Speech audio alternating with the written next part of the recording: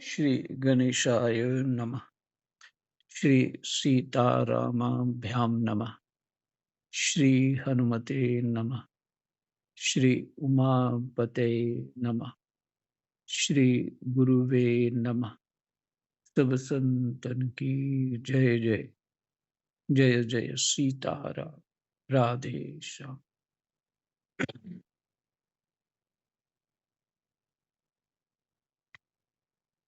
श्रीमद् भागवत महापुराण प्रथम स्कंद पांचवा अध्याय।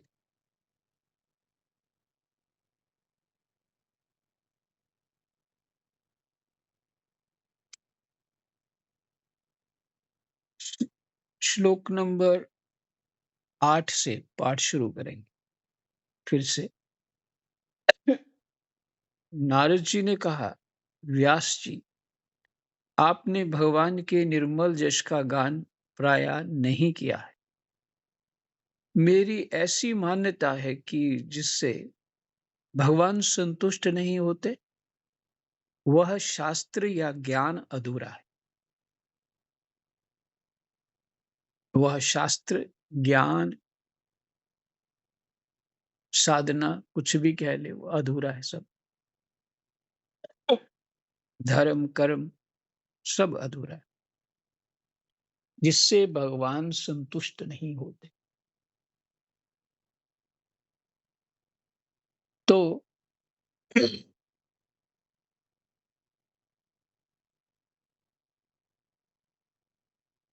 मेरी ऐसी मान्यता है कि जिससे भगवान संतुष्ट नहीं होते, वह शास्त्र या ज्ञान अधूरा है। आपने धर्म आदि पुरुषार्थों का जैसा निरूपण किया है, भगवान श्री कृष्ण की महिमा का वैसा निरूपण नहीं किया।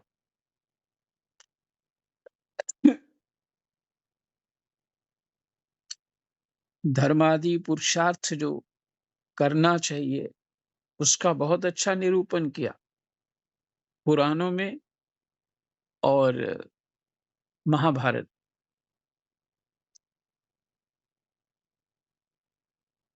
पर भगवान श्री कृष्ण का वैसा निरूपण नहीं किया।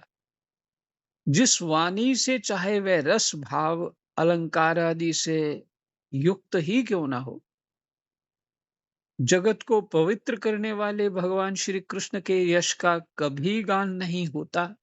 जिस वाणी से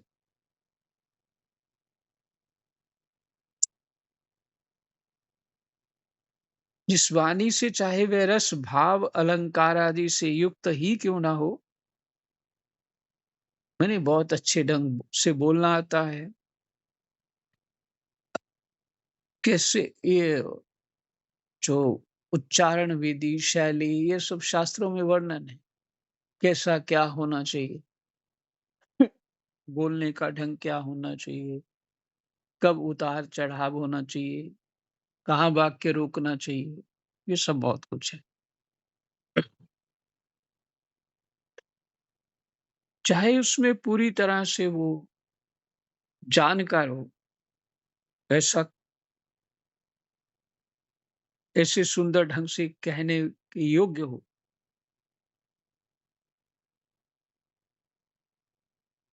जगत को पवित्र करने वाले भगवान श्री कृष्ण के यश का कभी गान नहीं होता ऐसी वाणी से, वह तो कौवों के लिए उच्छिष्ट फेंकने के स्थान का समान अपवित्र मानी जाती है। कौवों के लिए उच्छिष्ट फेंकने के स्थान के समान अपवित्र मानी जाती है। जूठा कौवों बाद बच जाता खिला देते हैं, तो अपवित्र मानी जाती ऐसी वाणी। और यदि इस वाक्य को समझना हो, तो हमने सुना और बस हो गया, हाँ बात ठीक है, भजन करना चाहिए। साधारण मनुष्य को इतनी ही समझ आएगी इस बात की, ये जो श्लोक है। लेकिन ऐसा नहीं, हमारी वाणी कुछ ना कुछ बोलती रहती है, कुछ ना कुछ आए बाएं जो भी होता है, कहानियाँ सुनाते रहना, सुनते रहना, ये सब करते रहना। अपने दुःख सुनाते रहना, सुनते रहना, अपनी बहादुरियाँ सुनाते रहना, हैं? जो एक सबको अलग-अलग प्रकार का अ, एक स्वभाव बना होता है। तो बताइए जो वाणी वो व्यर्थ कर रहे हैं, जो अपने आप का समय और अपना जीवन व्यर्थ कर रहे हैं, क्योंकि पकना तो वही है जो बोलते रहेंगे, जो सुनते रहेंगे। हमारा संस्कार तो वही बन रहा है ना, जो सोच रहे हैं। ये नहीं है कि हृदय से आप कुछ और सोच रहे हैं, बाहर से क्रिया कुछ और कर रहे हैं, तो क्रिया का महत्व है नहीं। तुम तुम किस भाव से कर रहे हो उसका महत्व है। और जब तक तुमने पूर्ण भाव नहीं जोड़ा, ये प्रसंग मैं आपको कुछ दिन पहले सुना चुका हूँ। द्रौपदी ने बहुत कुछ बनाया था, सुपच्च वाल्मीकि के लिए। बड़ा सम्मान भगवान ने तो ऐसा तैयार कर दिया था द्रौपदी को। बहुत महापुरुष हैं। जब उनको देखा तो खाने लगे, उन्होंने सब सब सामान थोड़ा-थोड़ा उठाया और इकट्ठा किया अपने कटोरे में और खाने लगे। उनको तो बड़ा अच्छा लग रहा था। पर द्रौपदी को दुःख हुआ कि ये क्या? इसको खाना ही नहीं आता। अब भाव बिगड़ गया ना। इस कोई कह देगा किसी गुरु के पास गए या पंडित ब्राह्मण के पास गए, साधक के पास गए तो कह रहे इनको बोलना ही नहीं आता। तो तुम्हारा तो गया हो गया काम। हाँ, तुम्हारा भाव बिगड़ा, तुम्हारा सब किया कराया खत्म। तब राम जी राम। राम, राम जी, तुम्हारा भाव बिगड़ा तो सब किया क्रिया कराया खत्म। तो वो शंख बजना बंद हो गया। अब किया तो बहुत कुछ था द्रौपदी ने और उसके बाद जैसे ही द्रौपदी ने कहा कि प्रभु महाभारत का ये प्रसंग ज़रूर पढ़िएगा। प्रभु ये क्यों बंद हुआ? कृष्ण ये क्यों बंद हो गया? ने कह रहे तुम अपने से पूछो। तुम्हारा भाव बदला, वो फल बदल गया तुम्हारा। किसी को देने में तुम्हारा भाव ठीक नहीं है, तो फल बदल जाएगा। इसीलिए बार-बार के ये संकेत करता रहता हूँ कि हमें धर्म का ज्ञान नहीं, कर्म का ज्ञान नहीं है।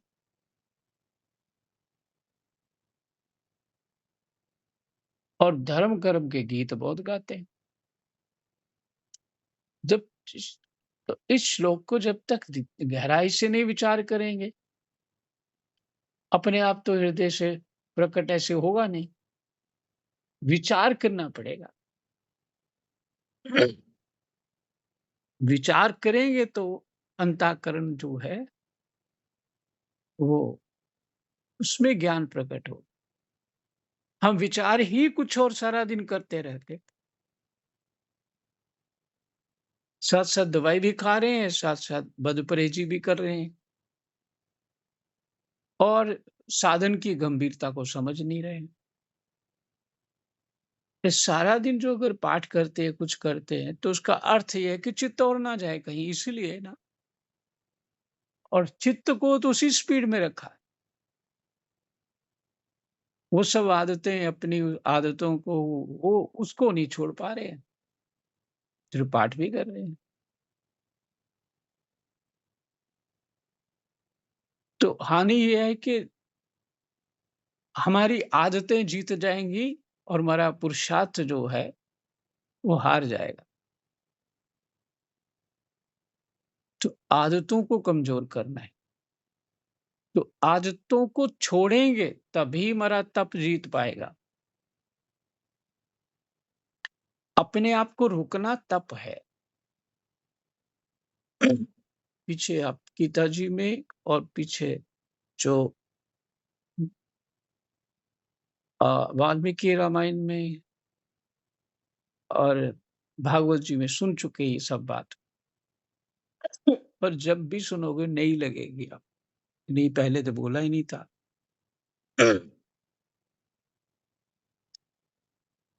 तो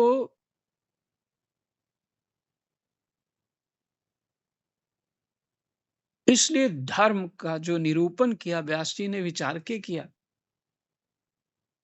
लेकिन उसके बाद जो कहा भगवान श्री कृष्ण का जैसी महिमा गानी चाहिए वैसी नहीं गाई है।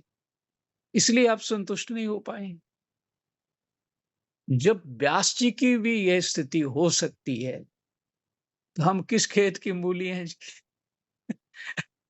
हमारी नहीं होगी। व्यास जी जैसे महापुरुष जो साधना की सिरमौर है, तो साधना दुनिया को देने वाले हैं।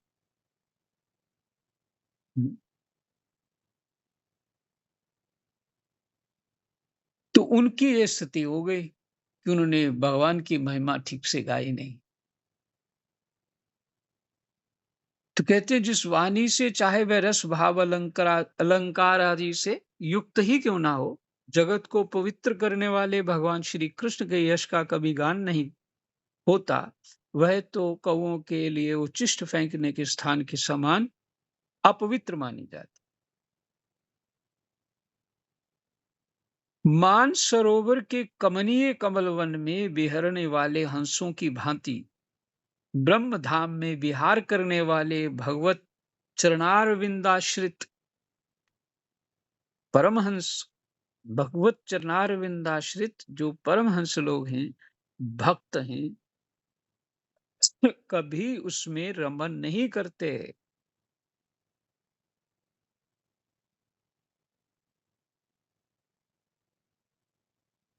बहुत बढ़िया। मानसरोवर के कमनीय कमल वन में बिहरने वाले हंसों की भांति, जैसे वो मानसरोवर में ही रहते हैं, वहां ही विहार करते हैं, उसी तरह ब्रह्म धाम में विहार करने वाले कौन? भगवत चरणारविंदाश्रित, भगवान के चरणों का आश्रय लेने वाले परमहंस भक्त। परमहंस का अर्थ है यहाँ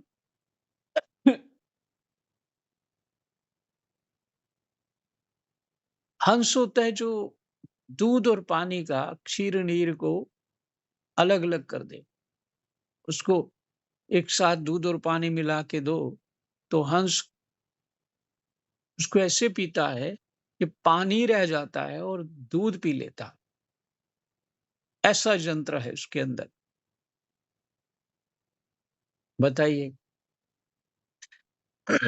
अद्भुत बात है। और उसी तरह जो परमहंस भक्त हैं, तो परमहंस भक्त का अर्थ क्या हुआ? इस संसार रूपी जो माया है, देह गेह में आसक्ति, मोह माया, राग द्वेष इत्यादि, ये सब पानी है। और भगवान के साधना, भगवान का गुणानुवाद इत्यादि जो सब है, ये दूध है। तो वो सिर्फ वही पीते हैं, भगवान के चरणारविंद आश्रित परमहंस, इसलिए उनको परमहंस कहते हैं। ये पदवी मिलती है साधुओं के बीच। ये कभी कभी किसी को देते हुए इकट्ठे होके साधु, ये परमहंस है।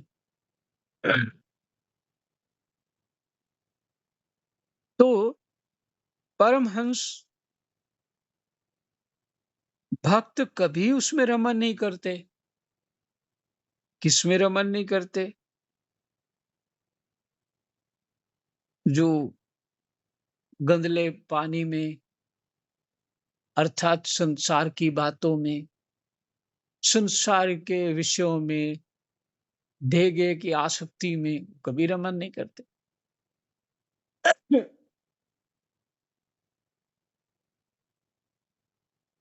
इसके विपरीत जिसमें सुंदर रचना भी नहीं है और जो दूषित शब्दों से युक्त भी है, परंतु जिसका प्रत्येक श्लोक भगवान के सुयश सूचक नामों से युक्त है। परंतु जिसका प्रत्येक श्लोक भगवान के सुयश सूचक नामों से युक्त है, वह वाणी लोगों के सारे पापों का नाश कर देती।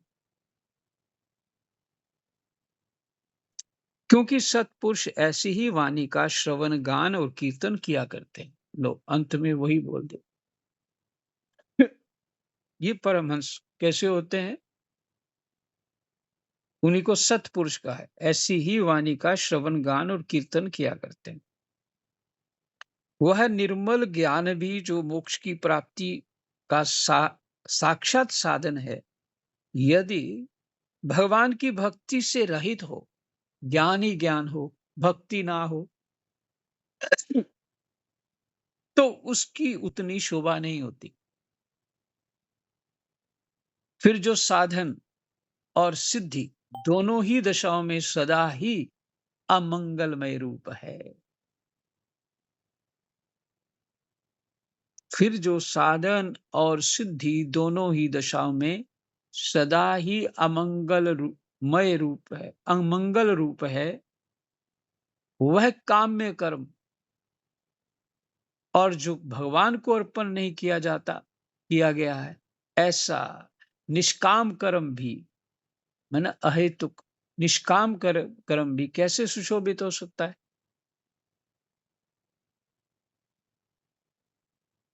कि काम्य कर्म जो है,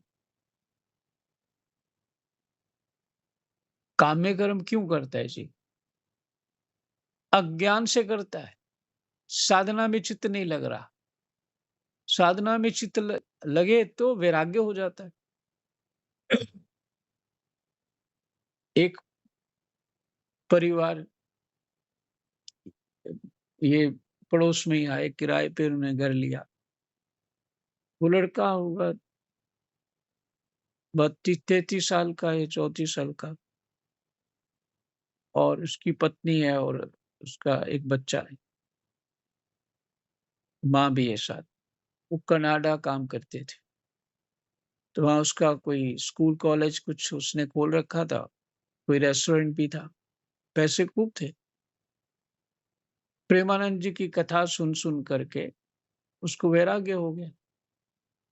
वो छोड़ के सब कुछ इधर आ गया। उसने किराए पे अपना घर ले लिया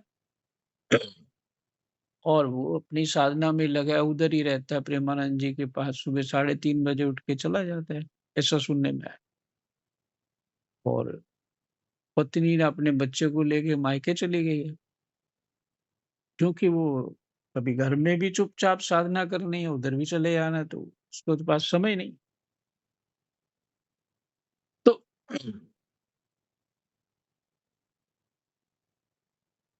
अब जो जिन्होंने भजन साधन करना है, वो तो सब कुछ छोड़ करके, वैराग्य करके, भाई सच्चे हृदय को वैराग्य होगा ना।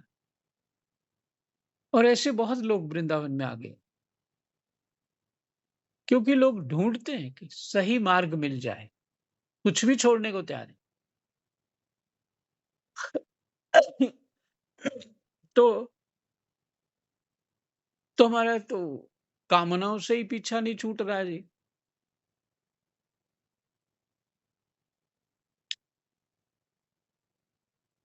तो वह काम्य कर्म और जो भगवान को अर्पण नहीं किया गया है, ऐसा अहेतुक कर्म भी कैसे सुशोभित हो सकता? महाभाग व्यास जी, आपकी दृष्टि अमोघ है, आपकी कीर्ति पवित्र है, आप सत्य परायण है, वे दृढ़ व्रत है। इसलिए अब आप संपूर्ण जीवों को बंधन से मुक्त करने के लिए समाधि के द्वारा अचिंत्य शक्ति भगवान की लीलाओं का स्मरण कीजिए। भगवान की जो लीलाएं हैं, समाधि के द्वारा स्मरण कीजिए। माने स्मरण क्या होता है कि समाधि में बैठ के उनका दर्शन करिए, तभी तो स्मरण हो। जो मनुष्य भगवान की लीला के अतिरिक्त और कुछ कहने की इच्छा करता है, वह उस इच्छा से ही निर्मित अनेक नाम और रूपों के चक्कर में पड़ जाता है। फिर वो बाबा की आप बात याद आ गई। भक्तमाल की कथा में वो हमेशा ये बात कहते थे, जो भी कोई कर्म, ज्ञान इत्यादि अगर भक्ति नहीं दे रहा है तो उसको छोड़ दो। भगवान में मन नहीं लग रहा है, ज्ञान लेके क्या करोगे तुम? इसका अर्थ तुम्हें ज्ञान हुआ ही नहीं, ज्ञान तो परमात्मा का ही होना।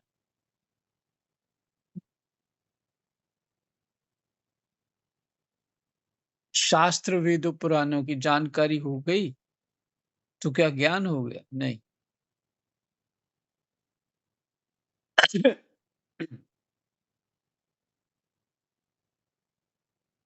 समझ गए, ठीक है।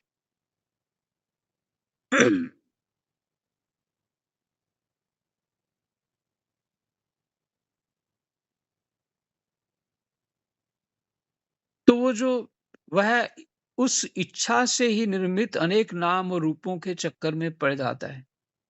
उसकी बुद्धि वेद भाव से भर जाती है। जैसे हवा के झंकोरों से डगमगाती हुई ढोंगी माने कश्ती को कहीं भी ठहरने का ठौर नहीं मिलता, वैसे ही उसकी चंचल बुद्धि कहीं भी स्थिर नहीं हो पाती।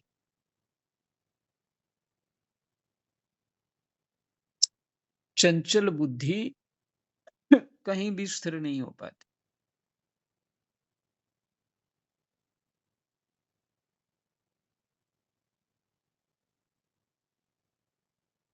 स्वभाव ही बन जाता है, क्योंकि भेदभाव तो अर्थ ये है कि गुण दोष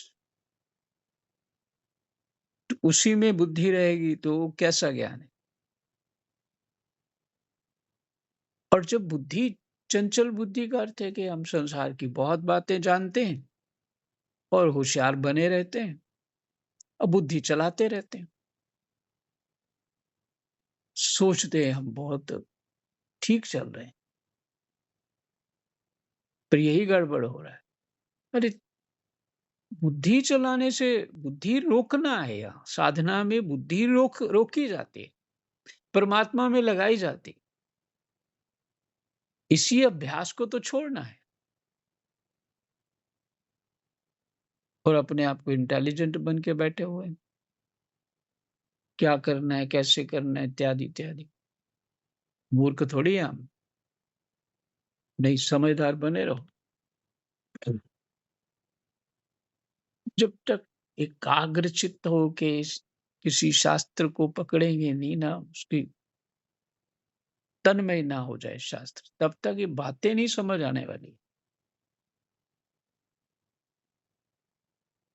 शास्त्र अपनी कृपा करता है। ये मैंने पहली बार शब्द सुना था, दीनदयाल उपाध्याय करे कुछ ऐसे, पांडे जी कुछ ऐसा था। बड़ी अच्छी कथा कहते थे।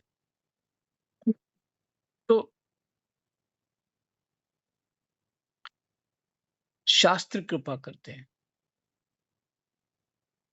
पर योग्य होना चाहिए व्यक्ति ना, तभी।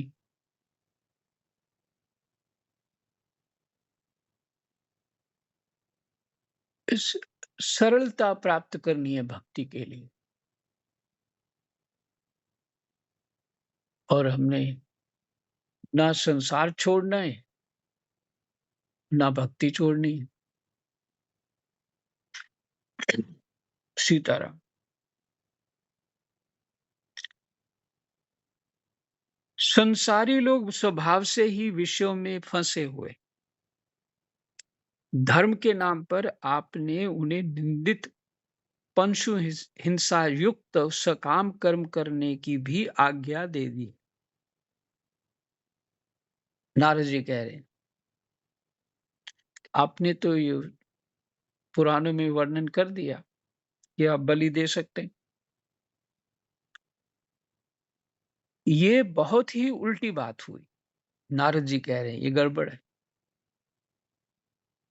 इससे समझ आना चाहिए। हाँ, सकामी जो लोग हैं तंत्र-मंत्र करके कुछ अपना प्रयोजन सिद्ध कर लेते हैं, लेकिन प्रयोजन तो सिद्ध हो गया, फल वो मिल गया, लेकिन जो कर्म किया उसका फल बाद में मिलना है। जो पाप किया उसका फल बाद में वैसे ही मिलना है। जो किया जाता है वो मिलता है अवश्य, और जिस भाव से किया जाता है ये सुन चुके हैं। हमारा देने में भाव क्या है। हाँ, एक एक बात इससे जुड़ी हुई है। ध्यानपुर में हमारे गुरुस्थान में हमारे महंत शायद थे वो 12वीं 13वीं गद्दी वाले महंत थे। उनका तो वो आश्रम का खर्चा कैसे चले? तो उस समय वो सेवकों के घर जाया करते थे और कुछ ना कुछ भिक्षा लाए लेके, माने भिक्षा रूप में धन मिले, कुछ भी मिले, फिर वो ऐसे चलता था वो। तो एक किसी माई के यहाँ गए, तो उन्होंने आदरपूर्वक बैठाया। दूसरे कमरों में और भी साधु थे, और उधर उसको पता नहीं लगा कि कुछ बोल रही थी, लेकिन ये बाबा जी सुन रहे थे, गुरु जी, कि महात्मा लोग तो रोज ही आ जाते हैं, तो साल में एक बार जाते थे। इधर अपना ही नहीं हो रहा है, ये लोग आ जाते हैं। जो कुछ भी बोला उसने, अच्छा नहीं बोला। गुरु जी को बड़ा दुःख हुआ, उठ के चल दिए, बोले कि बाद में आएँगे। माई तो समझ गई, लेकिन आके वो बाबालाल जी की समाधि के आगे पास 3 दिन बैठे रहे ऐसे ही भूखे प्यासे।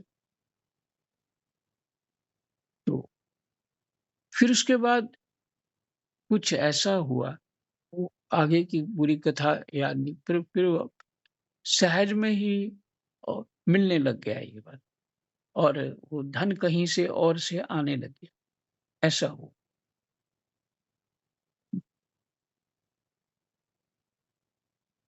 तो हो सकता है उसके पास ना हो या कुछ भी बात हो, लेकिन भाव बिगड़ा है ना,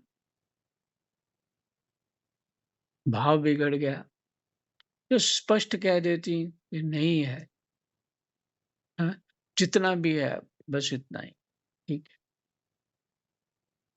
और वैसे महात्मा जा ऐसे किसी के घर कोई ज़बरदस्ती नहीं माँगते हैं, आवश्यकता के अनुसार जितनी चाहिए वो, कोई दे तो ठीक है, नहीं दे तो भी ठीक।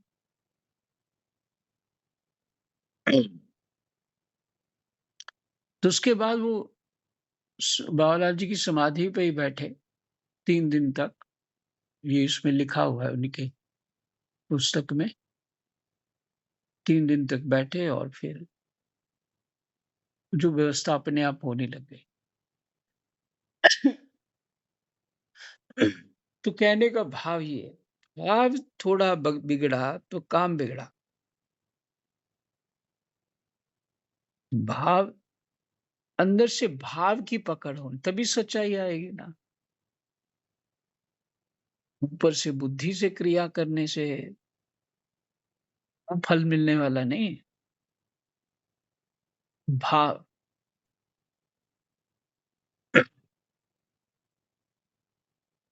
तो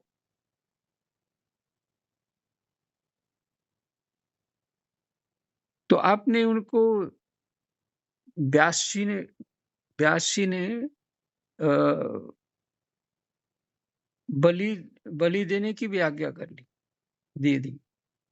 क्योंकि मूर्ख लोग आपके वचनों से पूर्वोक्त निंदित कर्म को ही धर्म मानकर यही मुख्य धर्म है, ऐसा निश्चय करके उसका निषेध करने वाले वचनों को ठीक नहीं मानते। जो और कुछ आस-पास उस आज्ञा में और कुछ लिखा होगा, वो नहीं पूरा पढ़ेंगे। बस बलि देनी है तो देनी। भगवान अनंत हैं, कोई विचारवान ज्ञानी पुरुष ही संसार की ओर से निवृत्त होकर उनके स्वरूप भूत परमानंद का अनुभव कर सकता है। भगवान अनंत हैं, कोई विचारवान ज्ञानी पुरुष ही संसार की ओर से निवृत्त होकर, ये जब तक संसार से निवृत्त नहीं होंगे भजन नहीं होगा। पहले तो मन से निवृत्त हो जाओ।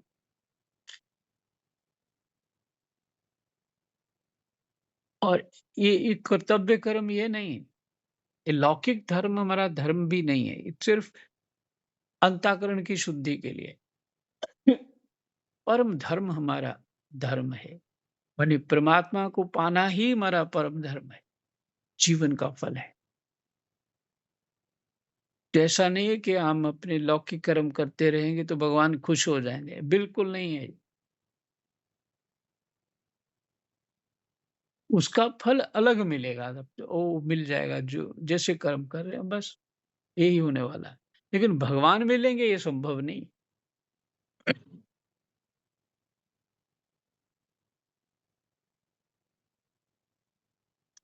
तो कहते हैं भगवान अनंत है, कोई विचारवान ज्ञानी पुरुष ही संसार की ओर से निवृत्त होकर उनके स्वरूप भूत परमानंद का अनुभव कर सकता है।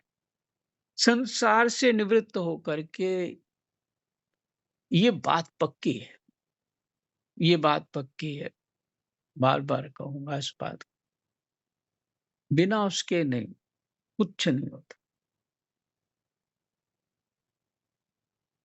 चित्त लगता ही नहीं है परमात्मा में, जब तक संसार बिल्कुल फीका ना लगे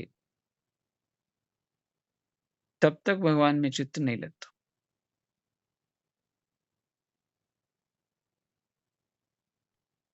अतः जो लोग पारमार्थिक बुद्धि से रहित हैं और गुणों के द्वारा नचाए जा रहे हैं, उनके कल्याण के लिए ही आप भगवान की लीलाओं का सर्वसाधारण के हित की दृष्टि से वर्णन कीजिए। सर्वसाधारण की दृष्टि से सभी समझ पाए,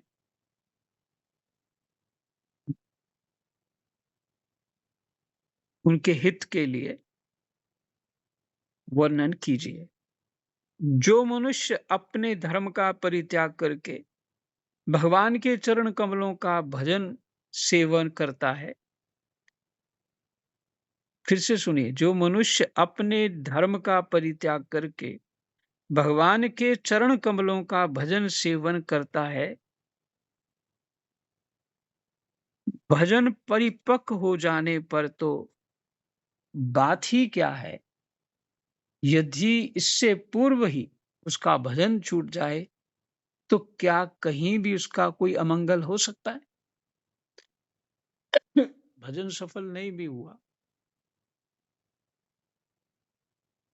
तो अमंगल नहीं होगा, फिर से वो उसको अगले जन्म मिल जाएगा, भजन वहीं से जहाँ पे छोड़ा था।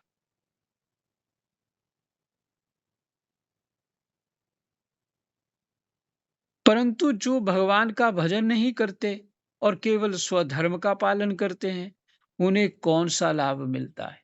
यही मैंने पहले जो आपको बताया। घर में रह के अपने स्वधर्म का करना ही अपने आप जीवन में लाभ मान रहे हैं। और यही बात को स्पष्ट कह दिया, कौन-सा लाभ मिलता है? बुद्धिमान मनुष्य को चाहिए कि वह उसी वस्तु की प्राप्ति के लिए प्रयत्न करे जो तिनके से लेकर ब्रह्मा पर्यंत समस्त ऊंची नीची योनियों में कर्मों के फलस्वरूप आने जाने पर भी स्वयं प्राप्त नहीं होती।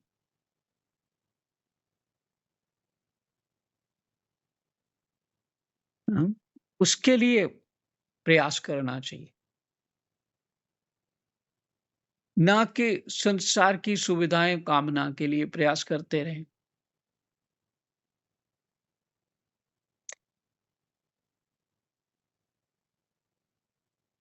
संसार के विषय सुख तो जैसे बिना चेष्टा के दुख मिलते हैं, वैसे ही कर्म के फलस्वरूप अचिंत्य गति समय के फेर से सबको सर्वत्र स्वभाव से ही मिल जाते हैं सुख दुख। वो तो आने ही आने, जैसे किया वैसा फल मिलेगा ही मिलेगा। लेकिन अगर साधना नहीं करी आपने, तो फिर उस उस सुख दुख के फल को क्या करोगे?